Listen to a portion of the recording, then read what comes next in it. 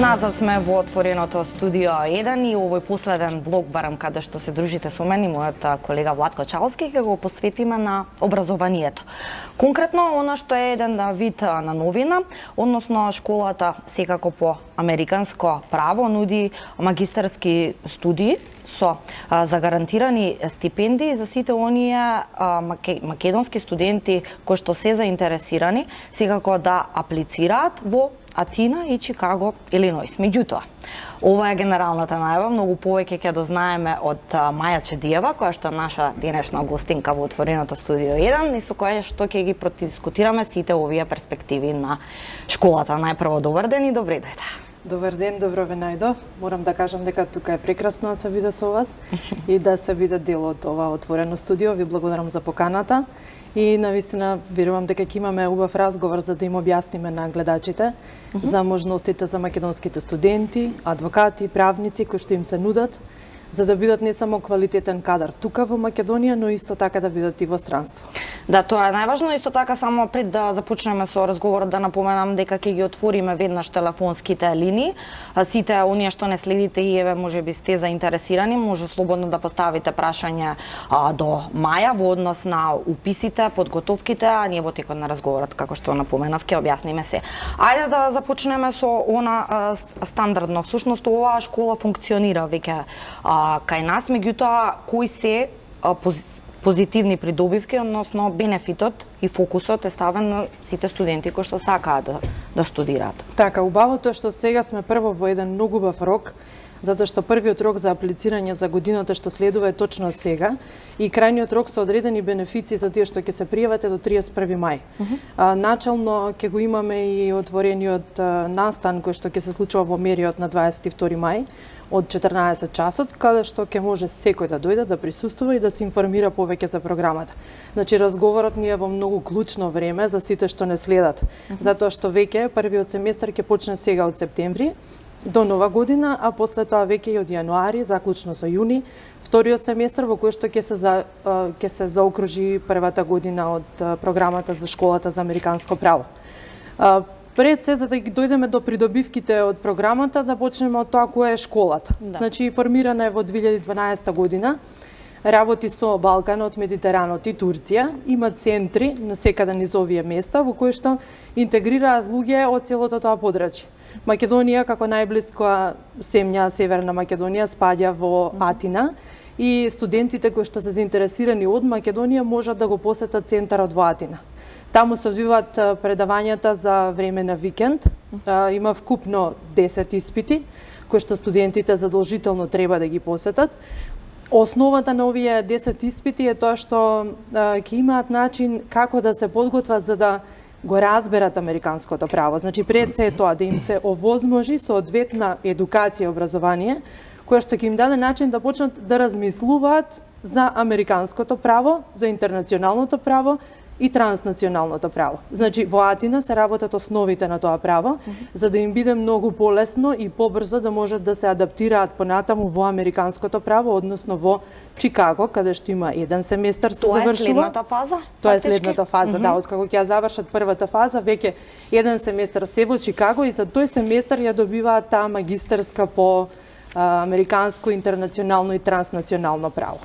Ќе почнам со основната придобивка, зашто е многу интересна програмата, затоа што пред се за земјите во развој. Зошто би било според вас предизвик за еден македонски студент американското право? Затоа што може да стане експерт за таа област тука во Македонија, со акцент на тоа и да работи за тоа, затоа што тие се поврзани интернационалното, транснационалното и американското право. Значи, мастерот е конкретно за тоа. Ќе му даде една можност за сестрено обучување за нешто за кое што експертиза во Македонија и нема многу. Значи, обично, кога македонските субјекти се соочуваат со потреба да ангажираат експерт, тоа го прават од страна, значи странски експерти кои што се едуцирани во таа област, и тоа значи секогаш многу средства, значи големи издатоци. Додека ако станат конкурентни во оваа област и живеат во Македонија го работат, тоа се разбира дека ќе имаат многу голема предност пред нивните останати колеги, особено оние кои што работат со интернационални компании и особено кон тоа кон што се стремиме сите. Знаете, евроинтеграцијата доаѓа и се отвараме, земјата ни се отвара кон надвор и се повеќе и повеќе ќе биде потребен кадар кој што тоа го разбира. Значи, тоа е првиот аспект. Ако апликантите или студентите одлучат да дојдат и да учат, кога ќе се враќат кога ќе се вратат, имаат висока стручност за таа област. Но вториот, кој што мене ми беше многу интересен како еден човек кој што завршил, јас имам магистерски по финансово и финансово право тука завршени во нашава земја. Интересно ми беше затоа што размислувам за сад ми е интересно поле за работа во правната дејност, како практичар и како предизвик се работи за голем број на држави со еден убав организиран и добро структуриран систем, а исто така и добро валоризиран. И едноставно е предизвик за млад човек кој што копне за такво нешто, да има канцеларија на Манхетен или да работи во Илиноис, да живее во Чикаго, во центарот на Чикаго, да работи за тие големи корпорации или да има своја канцеларија во која што ќе може да действува. Но кои се бариерите што еден таков млад човек ги имаше до сега, со помош на програмава ги надминува, високите трошоци. Не дека не беше возможно, е возможно. Јас исто се распрашував и за Канада како стојат работите. Значи, со нашите македонски дипломи и Канада и САД ние можеме, не дека не. Меѓутоа, системите се премногу различни и има потреба од доедукација. Таа доедукација значи запишување на нов факултет, запишување на дополнителен мастер или евентуално запишување на докторат. И чини многу. И чини многу. Сето тоа чини претерано многу за еден, да речам, човек со бекграунд од нашиве земји, кој да може да го поднесе. Тоа значи дека ќе треба да инвестира во себе нешто што би значило животна инвестиција во Македонија. Значи се работи минимум од 44-50 илјади долари па нагоре, а исто така и времето е клучен фактор. Ако му треба 2 или 3 или 5 години, како што се докторатите во странство, а во меѓувреме работи било што за да преживее, се соочува со факторот до кога ќе инвестира во своето образование, кога ќе почне практично тоа да го работи. И да го наплати. И да го наплати, се разбира, и да овозможи, нели, за се што за што еден човек работи, зашто креира, зашто создава. И сега оваа програма точно ја нуди таа можност. Значи, намалување на трошоците, ќе објаснам зошто, понатаму намалување на времето, клучен фактор, затоа што вие имате, ако сте апликант на таа програма, значи некаде за 2 години вие ќе имате можност, 1 година во Атина и 1 година во Чикаго, ќе објаснам зошто. Значи, вие можете да почнете да полагате правосуден испит после тоа.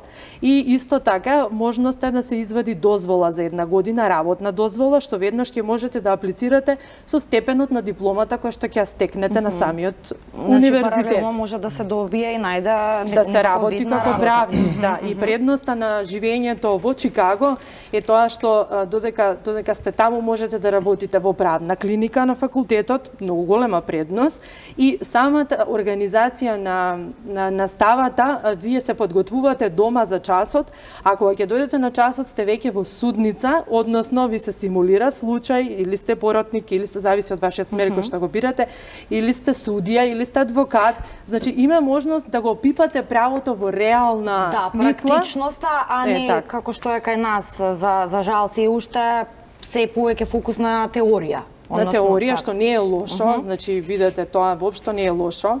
Нашиот систем, особено правниот факултет овдека во нашата држава, навистина продуцира еден солиден кадар кој што знае да истражува, знае да се подготви за проблематиката, знае како да дојде до аргументи, како сето тоа да го направи. Меѓутоа, она што е клучно и на кое треба да се работи, да се подобрува, веќе гледам дека Јустинијан први прави солидни чекори во однос на таа проблематика, е навлегување во праксата. Можеби студентите многу порано треба да почнат со практичните искуства. Да, тоа ми беше многу клучно. Значи клучно да почнат со практичните искуства, затоа што еден студент кој што позади себе има магистерска теза од брането и стои сериозен факултет позади него, влегува во судница и се соочува со прашањето на која страна треба да седне. Знаете, тоа некогаш знае да биде фрустрација.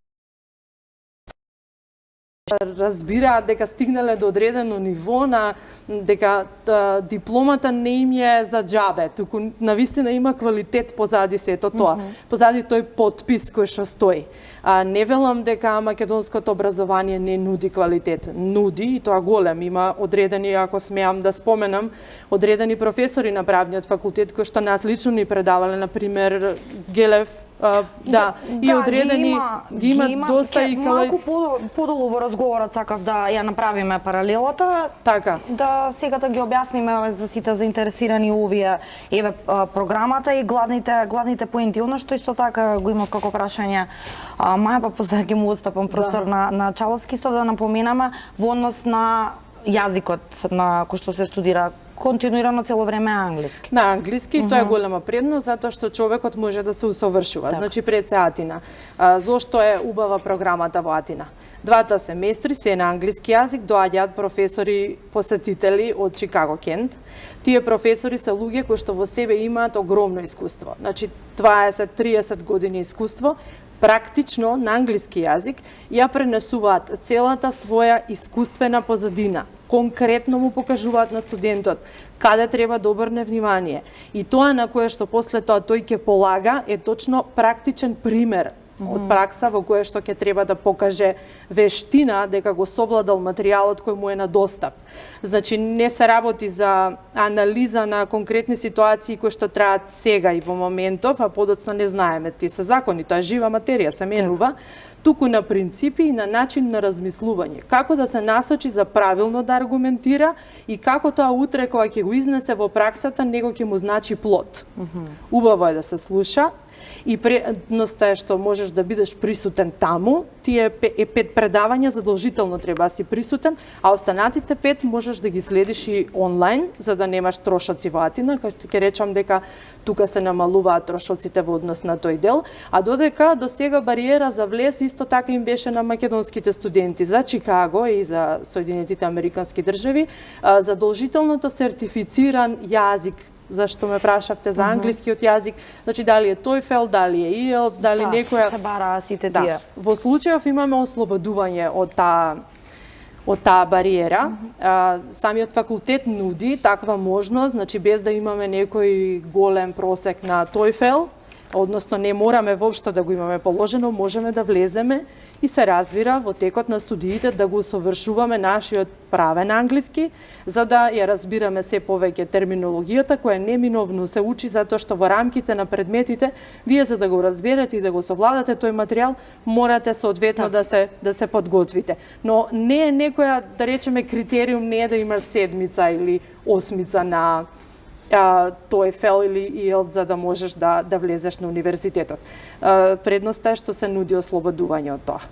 Чадиева, внимателно ве слушав, од 2012 рековте дека постои програмава, ќе пробам да ги спојам 2 прашања во едно. Каков е фидбекот до сега? Дали има заинтересираност од овде за оваа програма и другото прашање ми е колку сад пак има потреба од една ваква работна сила која што на некој начин би дошло како да ја увезува во својата држава? Така, одлично прашање, благодарам. 150 успешни луѓе до сега имаат завршено. Од тие 150, тоа се од овие држави кои што ги споменавте или само од Македонија? Од овие, од сите. 30 се од Северна Македонија. Луѓе кои што се запишале, дел од нив останале да практицираат право и се вратиле од после завршувањето на првиот семестар во своите држави и продолжуваат со висока конкурентност, а останатите се останати таму. Моментално има наши адвокати познати од Македонија кои што живеат во Чикаго и се подготвуваат за полагање на правосудниот испит, размислуваат за отварање на адвокатска канцеларија таму, но тоа не значи и напуштање на нивните канцеларии тука. Значи само законски како треба тоа да го изведат за да можат да бидат на тие места, значи да се понуди една широка опсежност на нивната правна експертиза, особено во адвокатските друштва. Досегнуваат различни пазари кои што се отворени и квалитетни за нив за да можат својот капацитет да го дадат. Која е мотивацијата на Чикаго Кент? Голема, затоа што, како што рековте, изгледа дека увезува, да речам, големи умови, капацитети кои што ги градат точно овде кај нас. Нашите универзитети градат капацитети кои што се подготвени да понесат. Но недостатокот кој преска го спомнавме на искуство ги прави кандидатите несигурни. Затоа американскиот систем им нуди можност да станат уште повеќе, да ја добијат таа сигурност во праксата и да останат таму со нивниот бекграунд од нашава структура образовна, да можат да бидат навистина успешни, многу успешни. Американците како луѓе тоа го ценат. Кога некој има потенцијал и капацитет, го ценат и инвестираат во такви луѓе и сакаат нормално да ги задржат и нормално да им помогнат за уште повеќе да се развиваат. Програмата само по себе таму нуди големи можности и сите што се таму веќе има досегнато одредени позиции кои што се добро валоризирани. Мотивацијата за студентот е да остане за што повеќе да работи, затоа што кога е тука и размислува како ќе проложи со себе, дури еден практичар, ќе види дека неговата струка, која што паралелно со медицината, која гледаме, инвестирал многу во тоа, многу години, многу пари, многу жртви се дадени. А тоа што го добива за сметка на својата инвестиција во Северна Македонија и тука на нашава територија, е еднакво со некој што завршил само 4 годишно образование или можеби не го завршил. Знаете како кај нас пласманот на пазарот многу често зависи и од политичката позадина, од лоби групата, од тоа кој каде и на која страна. Пазарот, исто е мале пазарот. И тоа ја диктира цената, точно така. Додека овие бариери во Соединетите Американски држави не се толку многу изразени. Значи, едноставно со самиот факт да тргнете од тоа дека првата година на правниците тие веќе од 35.000 години долари годишно можат да заработуваат. Понатаму на човек што има завршено правосуден испит и е како помошник адвокат и во Чикаго и во Њу Јорк, значи се работи за некаде за првата година се работи над 60.000 долари. Тоа се некои суми кои што ние можеме тука мисловно да ги гледаме, се разбира со честни исклучоци, постојат такви, но зборувам овде за просек и за нешто за кое што е познато и достапно за секој еден, а се разбира е мотивација за еден кандидат кој што сака да практицира право, како добро да го валоризира тоа. И исто така клучната поента ми е дека тоа понатаму расте. Значи, вие немате прва година заработувачка и таа да ви остане за целиот ваш живот. Туку едноставно можете и повеќе, и повеќе, и повеќе, а Америка тоа го цени и го поддржува. Те поддржува, ако те види дека правилно се насочуваш како капацитет, и понатаму, за да можеш се повеќе и повеќе да растеш, се разбира толку колку што ти нуди општеството и базата, а исто така и личната посветеност. Добро, сега слушнавме дека звучи прекрасно програмата, дава можност за себе надополнување во образованието, да лесна пристапност до работа, меѓутоа како еве оние кои што не гледаат, се интересираат како се станува дел од програмата, како може да ја најдат, да аплицираат? Така, значи основно за кое што треба има две различни категории на луѓе кои можат да се пријават на програмата. Едните се практичари и луѓе кои што сакаат да работат право во пракса и имаат правна позадина во себе, значи тоа значи завршен правен факултет или да бидат на последната година од правните студии. Се што им треба е дипломата, биографија една, преведена на англиски јазик и исто така една топла препорака од некој што ги познава и ја знае нивната вредност. Тоа може да биде работодавец или некој кој бил близок до нив и знае тие како работат. Тие сите документи се испраќаат на одредени мејлови кои што ги има во огласот на програмата. Огласот може да се најде, ако смеам, значи на Facebook. Имаме отворен повик, а исто така и на страната на Школата за американско право. Слободно може било кој да ме контактира, затоа што јас сум представник во Македонија, да го кажам мојот телефон 078-212-850 и понатаму сите мејлови и целата процедура ќе објаснам на секој еден кој што е заинтересиран, каде треба да ги достави, се закажува интервју. На интервјуто ќе биде човекот прашан за неговите цели и мотивација, зошто би го правил тоа и ќе му биде доделена стипендија соодветно на неговите цели. За гарантираната стипендија е 75%. може да биде и 100. Да го разјасниме што се подразбира под 75%, добро 100% веќе знаеме што се подразбира, меѓутоа како се прави таа Може со класификација? 100% работа на кажа. Да, тоа би било одлично, не е исклучено како можност, значи се случува во рамките на образованието, човек да биде линкуван некаде со некого и да се случи да има и работна позиција, но нели тоа се можности кои се отвараат во текот на програмата. 75% за гарантирана стипендија значи дека кандидатот ќе има тај најниската стипендија, се почнува со таа, ќе ја има во рамките на САЛ, ќе ја има во Чикаго, во рамките на 2 семестри, затоа што им се потребни 2 семестри за да можат да влезат на полагање на правосуден испит. И во тие 2 семестри ќе добијат 2 сертификата за магистарска диплома и доколку сакаат понатаму можат да продолжат на докторат, PhD или GD и таму ја имаат таа 75% стипендија. 100% стипендија се добива кога на програмата во Атина, во САЛ, човекот ќе биде кандидатот, ќе има просек 3,8, што реално се достижене, затоа што има... Не е висок. Да, не е висок, има дополнително време да се подготват дома квалитетно и исто така да го дадат својот максимум. Предавањата и професорите им се отворени за да научат најдобро што можат и за да после тоа, кога ќе дојде крајниот испит, да остварат еден висок, да добијат висок фидбек од тоа. Сите кандидати кои што имаат 3,8 имаат право да аплицираат за таа 100% стипендија.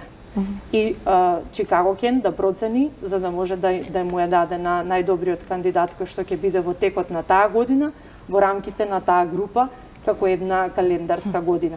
Втората продолжи. Втората категорија која што е спомнав се луѓе кои што имаат дипломи позади себе, значи од завршен било кој сроден факултет, тоа може да се политиколози, може да се новинари, може да се луѓе од областа на економијата, а сакаат да добијат мастер или докторат на тема на правни студии.